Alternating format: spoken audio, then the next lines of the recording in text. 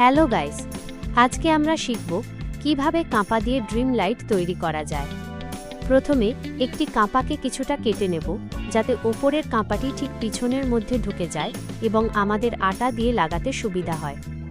এরপর একটি LED light নেব এবং সেটিকে তাতালের সাহায্যে ঝালাই করে ওই কাঁপাটির মধ্যে প্রবেশ করিয়ে দেব। এমনভাবে করতে হবে যাতে তারটি কাপড়ের ভেতর দিক থেকে বাইরের দিকে আসে।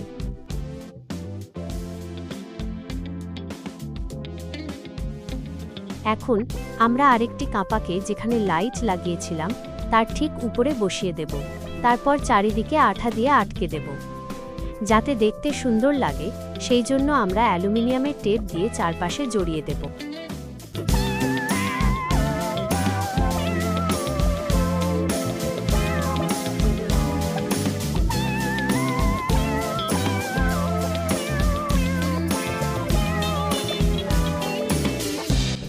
আমি যেমন করছি আপনারাও ঠিক সেরকম করবেন।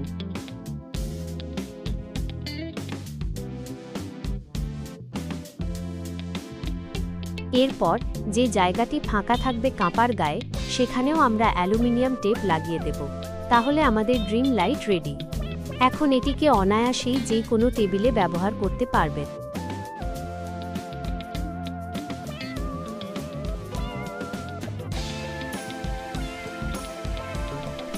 দেখুন কত সুন্দর লাগছে। তাহলে দেরি না করে লাইক দিন, শেয়ার করুন আর আমাদের চ্যানেলটি সাবস্ক্রাইব করতে ভুলবেন না। আমাদের পাশে থাকুন, আমরা এমন আরও মজার আইডিয়া নিয়ে আসব।